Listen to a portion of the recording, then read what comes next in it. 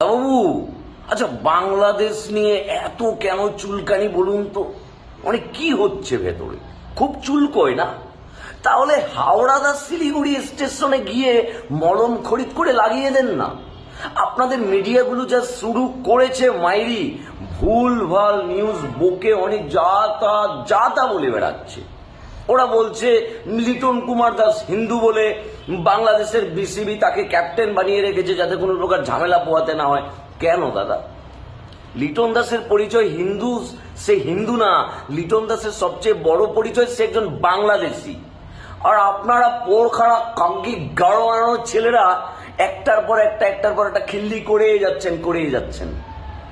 BCB তো বলেই দিল যে আমরা আমাদের সিদ্ধান্তে অনড়, আমরা ইন্ডিয়াতে গিয়ে বিশ্বকাপ খেলছি না। ও রাজনৈতিক চুলকি এই বিষয়টা আপনারা ক্রিকেটের ভেতরে ঢুকিয়ে দিয়েছেন না? যেটা পাকিস্তানের সাথে করেছেন সেটা এখন বাংলাদেশের সাথে করার চেষ্টা করছেন। মানে মুস্তাফিজের দায়টা কোথায় ছিল? মুস্তাফিজ তো একজন অ্যাথলেট, মুস্তাফিজ তো একজন cricketer, he is a sportsman. আপনারা সেখানেও বড় রাজনীতির কলটা সাবলটা আস্তে করে ঘেড়ে দিলেন। তো আমরা কি বসে বসে আঙ্গুল চুষবো নাকি মশাই? এটা কাজ করুন, বাজার থেকে আস্তে করে ছোট দুটা বোতল নিয়ে এসে সাটিয়ে মেরে আস্তে করে টাপাটাপ শুয়ে পড়ুন, বুঝলেন? মানে আপনারা যেমন করে ক্রিকেটের ভিতর রাজনীতি ঢুকিয়ে দিয়েছেন, আমরা সেটার প্রতিবাদ করছি, আর কিচ্ছু না। বিশ্বাস করুন মাইরি, আর কিচ্ছু না। আমরা সেটার প্রতিবাদ করছি। আমাদের কথা আপনাদের শুনতে ভালো লাগবে না, আমরা সেটা জানি। কমেন্ট সেকশনে অনেক গালাগাল পড়বে, সেটাও আমি জানি। আর তাতে আমার কিচ্ছু হবে না, তাতে আমার কোনো কিছু ছেড়াও যাবে না। একটা কাজ করুন, রাজুদার 3টে পকেট পরোটা, আনলিমিটেড তরকারি, একটা সেদ্ধ ডিম, কাঁচা লঙ্কা, পেঁয়াজ কুচি সবকিছু একসাথে মাখিয়ে, এই যে বুঝলেন তো, ওদিক দিয়ে চালান করে দিন, তাহলে দেখবেন সবকিছু ঠিক হয়ে গেছে। বিসিবির জায়গা থেকে জানিয়ে দিয়েছে যে আমরা আইসিসি কে বলেছি আমরা দাদাবাবুদের ওখানে খেলবো না, কারণ যে নিরাপত্তার ইস্যুর কারণে ওরা মুস্তাফিজকে বাদ দিয়েছে।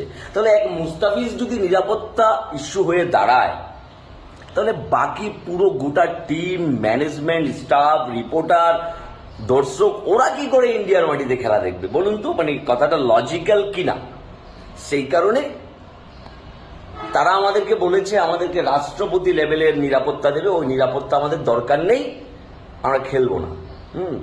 মুস্তাফিজকে এতদিন পেয়ে কলকাতা নাইট রাইডার্স তখন বাবা বাবা বাবা বাবা বলে চিৎকার করেছে। এখন মুস্তাফিজ সালা হয়ে গেছে, এখন আর দুলাভাই ডাকছে না, বাবা ডাকছে না। যাই হোক, কোনো সমস্যা নেই।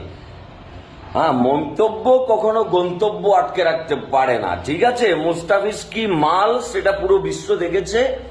আর বাংলাদেশের জায়গায় অনড় থাকতে হবে, অনড় থেকে বুঝাতে হবে যে মাথাটা নোয়ানো নয়। আমরা ছোট দল হতে পারি, আমরা তোমাদের সাথে খেললেও হারবো, সেটাও আমরা জানি, কিন্তু আত্মসম্মান বোধ বলে তো একটা কথা আছে, তাই না? আত্মসম্মান বোধের জায়গায় যখন ঘা দিয়েছো, হাত দিয়ে দিয়েছো, ওখানে তো ছাড় হবে না বস। একটা কাজ করো, রাজুদার 3টে পকেট পরোটা মেরে আর 2 ছিপি মেরে আস্তে করে সাটিয়ে শুয়ে পড়ো, কেমন? ভালো থাকবে। বহুদিন পরে আসলাম, বহু বছর পরে ভিডিও দিলাম, কেমন? ভালো থাকবে বস, বাই।